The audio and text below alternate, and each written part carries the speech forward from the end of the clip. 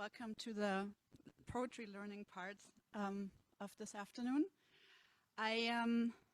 Today I brought a poem by Dalia Ravikovic, who is considered by many to be one of the greatest female Hebrew Israeli poets.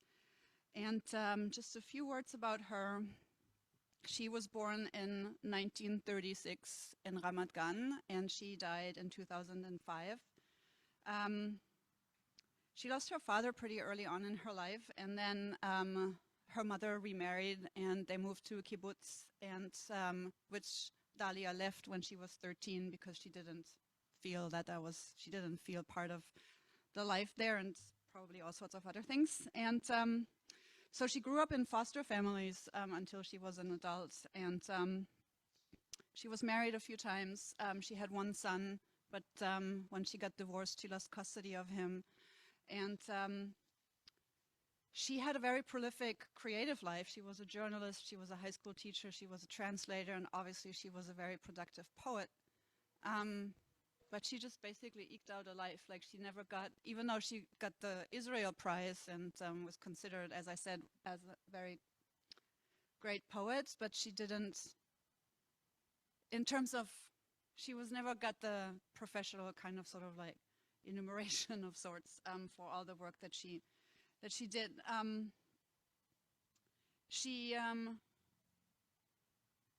She is also known, especially in later years, for her political activism, very much against a lot of Israeli settlement policies. The poems that the one poem and maybe the second we're going to look at tonight do not deal with that, but it is definitely part of her curriculum and part of who she was. She suffered from depressions, and when she died, people in 2005, she was found dead in her apartment by herself, alone, and people assumed at first it might have been a suicide. It was later affirmed that it wasn't, that she had died of heart failures. Yeah, she was a very creative person, and she had a lot of, as I think this poem is going to symbolize, a lot of power and a lot of visionary language in her, but I think she also was a very lonely and sad person sometimes. So I did know of her, but to prepare for this learning, I delved more into her and read up about her a lot, and I was really impressed by her, and also, yeah, taken by this poet's life. So the poem that I brought in Hebrew is called Bo Yavo, and it is translated as "He shall surely come." And as you know, I'm trying hard to get a connection to the weekly parsha that is in which I am teaching, and we are in Parashat Bo, so it was more of a word alliteration sort of association that made me remember her. The more I read about it, though, the more I read this poem and the more I thought about it, I realized how fitting it is actually for this parasha, because in this parasha the redemption of the Israelites is beginning, right? Describes how the Israelites are being taken out of Egypt, which is considered a redemptive event, and everything in this poem I want to talk with you then once we've read it with you about it, like how it sort of expresses the anticipation of something that might be considered a redemptive event. It is unclear what it is. There are some suggestions in the text that we can talk about, but for now I just want to first read it and then say more about the poem. And I'm going to read it first in Hebrew and then in English. The printout that you have in person are a little blurred, so forgive for that. It's just the nature of what happened. And the source sheet for those online, I think the link was to a folder, so you should have two documents in there. One is the PDF, and the other one, which is the Hebrew one, is actually a screenshot, so it's a picture. So, and you may have to, unless you have already done it, of course, there should be two, and if you don't see them right away, you may want to click inside the folder. There are two attachments. בוא יבוא. שנים נוקפות עליי בתרדמה חושים I can't see this.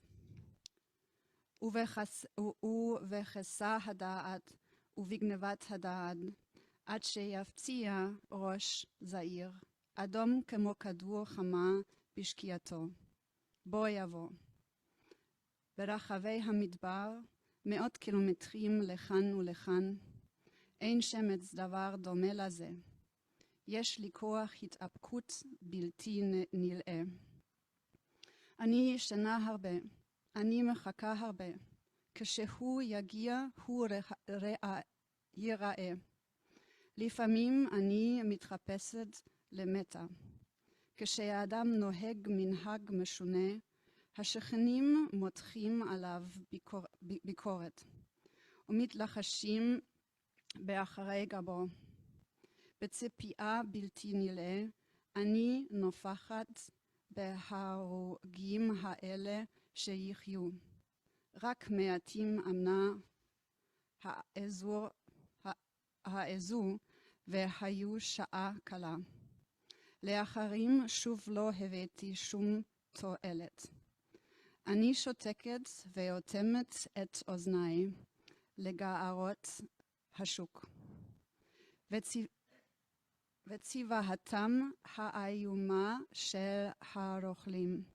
רק לעתים אני צועקת מחמת הזעם. מיד אני נוזפת בעצמי שכך קרה. אובדן שליטה עצמית. עליי להניח לזה. עליי להבליק חורף וקיץ. עד שיפציע ראש אדום, פניני ורח, כמותו עין לא ראתה.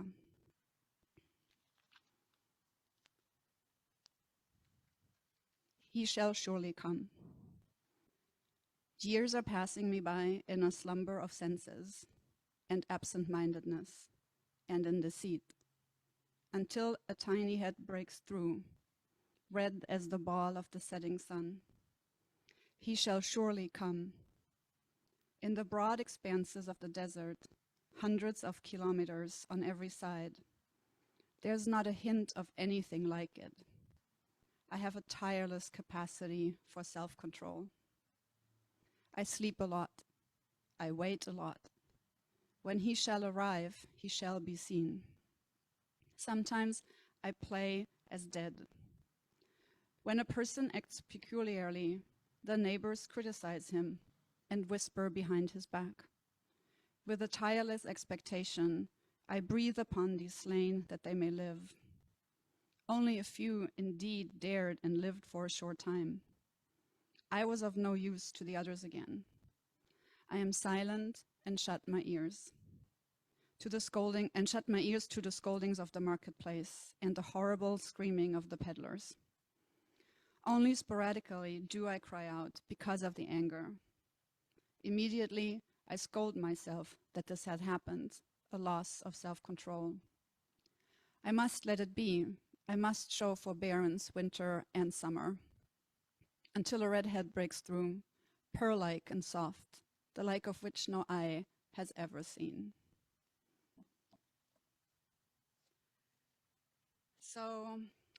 So I think this is a very powerful poem. There's the anticipation of something that alike no eye has ever seen.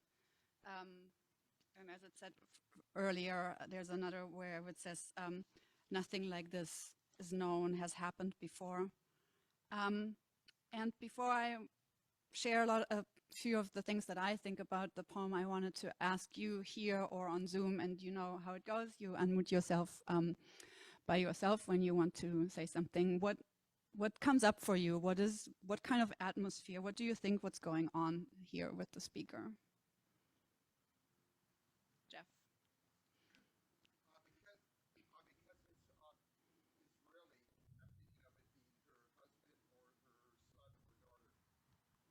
Yes, so Jeff said that there's an anticipation of the speaker for her son or husband to arrive, or daughter to arrive. Sure, I mean there is definitely an illusion of birth.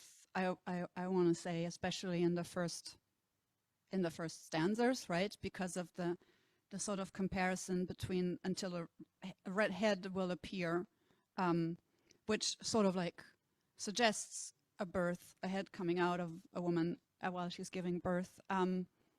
So I do think I also thought that there is an allusion to potential birth or the arrival of someone that someone is really waiting for. And it totally works. And at the same time, I also think that there's another level. I think it's a comparison, and I think there might be something even bigger than the arrival of a specific person. I don't know. Remind me your name, please.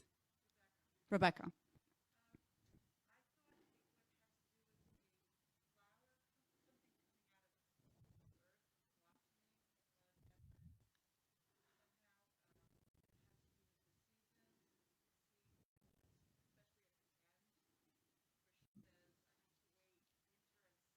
Mm-hmm.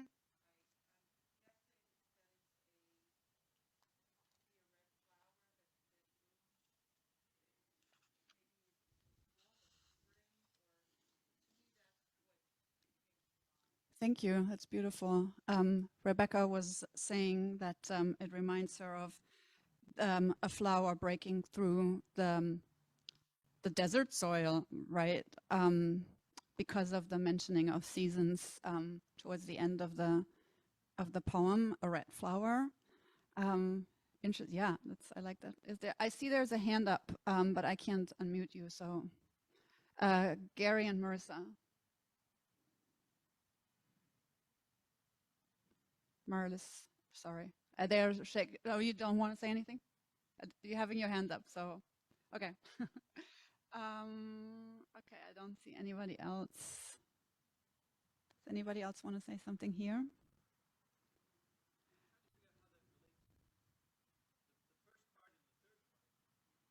What do you mean the third part? Can you quote what you're talking about?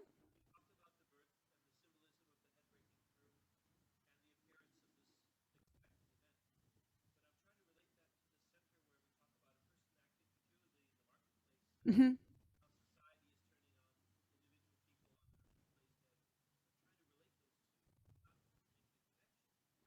Yeah. What is your name, please, again? Donald. He was saying that he is wondering how does it work that that there's the anticipation of this event, and where is the speaker basically located? Because how is it connected to? How does it go? This very internal sort of location of the speaker, and the mentioning of the people in the market, and the gossipers and the peddlers. I was wondering about that too, and I think it has to do with how she sets up, how the poet sets up, like how she situates the speaker, because I think there's a lot of juxtapositions going on in this poem, and I think the desert on one hand, where potentially this event that no eye has ever seen as of yet is going to happen, be it a birth, the arrival of a loved person, a flower, or something else that we can't really grasp. And the city, the people, the mundane sort of like day to day. And I think that it speaks to the isolation of the speaker, because I feel the speaker somewhere in between. He's somewhere in between the desert and definitely distanced from the people in the marketplace. And I think it is voluntarily so. It's the speaker doesn't want to have anything to do with the people, and I think she's withdrawing and isolating herself in. It's so often repeated in like tireless self-control, sleeps a lot, waits a lot, is silent, shuts the ears in order to get herself away from the mundanity of what surrounds her. And I think because she maybe thinks that whatever she's waiting for and preparing herself for, because I think it is the preparation of to receive some whatever is going to arrive in a place that is not where she is and not with other people. So I think they go together by being opposites, by being contrasted.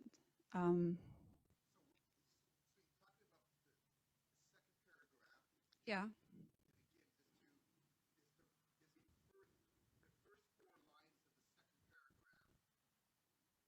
When the when sometimes I disguise myself. Are we looking at the English or the Hebrew? Anglit. The sometimes I disguise myself as dead.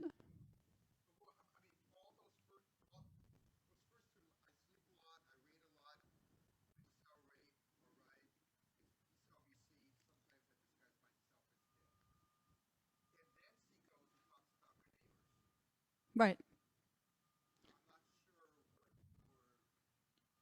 I think she just. I think that. So Jeff was saying I am still wondering how these things go together. How there's a person describing how she arrives, how she waits for someone who shall arrive and be seen, and sometimes disguises herself even as dead.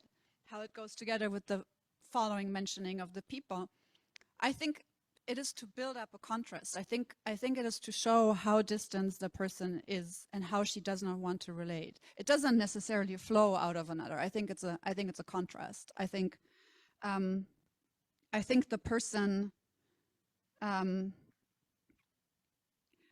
when a person acts peculiarly, the neighbors criticize him and whisper behind his back. And I think that even though it's speaking about a person in the masculine form, but I think it's a person rather than a man. So it can be actually the poet speaking who feels that the neighbors are criticizing him or her for whatever he's doing. Because imagine the person sleeping a lot, waiting a lot,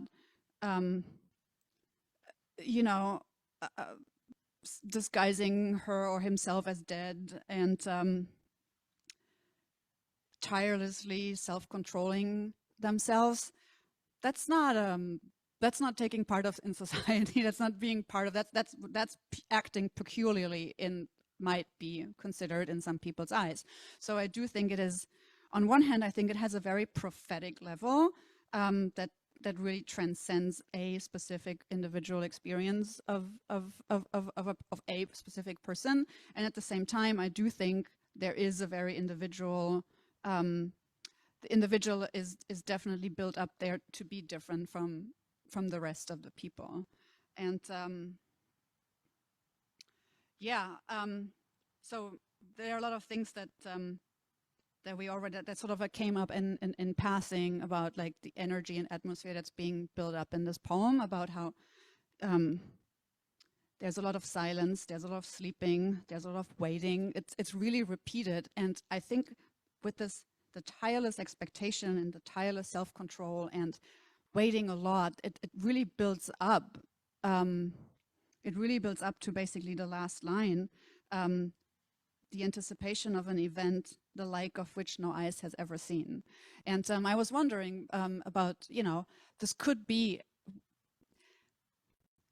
we associate redemption with something positive, and it is obviously, and at the same time, it is also an awesome event, where we use this word a lot when we talk about events in Torah or in Tanakh, right? Because on one hand, they're good, they're generated by God, so they are great and good, and at the same time, they're so immense that they are also scary and can be fear-inducing, which is this word that works so perfectly in English for this kind of situation. This awesome has both of it in it, and that's sort of like what I feel here.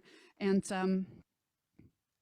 talking about biblical references or biblical echoes, I just wanted to point out in the Hebrew, obviously it works more than in the English. There's the word tardema, which is in one of the first lines. It it is in the first line, which is a word that comes up when in Bereshit, when Adam, when God creates Adam, and takes out the rib and creates Eve subsequently. Then Adam is in Tardema, and the word that comes up again is just before the covenant of the pieces, also in Bereshit, when Abraham is like a deep sleep falls over Abraham, and then he sees the vision of his descendants being in Egypt and coming back, and obviously the cutting of the pieces. And all this also very awesome situation that goes on in that covenant. So that word is used, which is also part of what Ravikovic was doing a lot.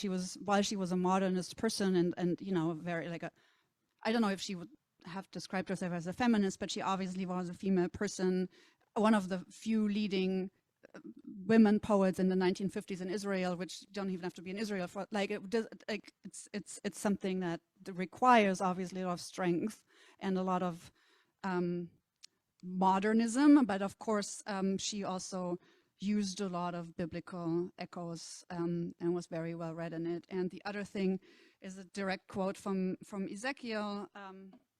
It is line 19.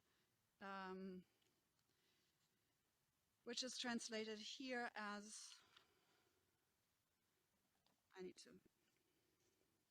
it's line 18 and line 19. It's Betzipia bilti nil etz ani nofachad beharogim ha'ele sheyichyu. It's a quote from Ezekiel. I have it 30. What is the ones with the bones? The vision of the dead bones, dry bones. 37, 39. Hold on, it's here. Chapter 37, Ezekiel, is about when he sees the dry bones, so that life is going to be breathed into them again. That's the direct quote from that, which is also interesting in terms of like what kind of redemptive event is anticipated here. What else do I have? Yes, also in terms of how is this describing, does it have more juxtapositions and opposites? So there's this one is the desert and the marketplace and the loneliness and the isolation and the gossiping and the silence, that I am silent a lot, and then the gossiping and the criticizing of the peddlers and the gossipers in the marketplace. Then we have the Tadema, the big sleep and the slumber of senses that is on the speaker in the first line, and that is contrasted a lot with tireless. Like, it's interesting, like there's a slumber that is mentioned, and there's a lot of sleep that is mentioned, and at the same time there's a lot of tension and agitation in that poem, but as she says herself, very self-controlled. So I thought this was very interesting. The silence that is mentioned and the occasional shouting that comes out. And then what's described in the beginning and the end, the breaking through of this red head, of this head red as the sun, which breaking through and birth and the flower blossoming and the arrival of someone is like the beginning, is like the exit of something, but then it's like compared to Bishkiato, to the setting of the sun. So I thought it was very interesting in terms how it balances different emotions and times, and all of this really contributes, I find, a lot to this very prophetic nature of this poem. 5:20.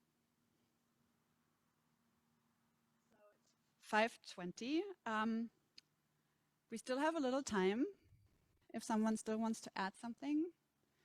If not, oh yes, Rebecca.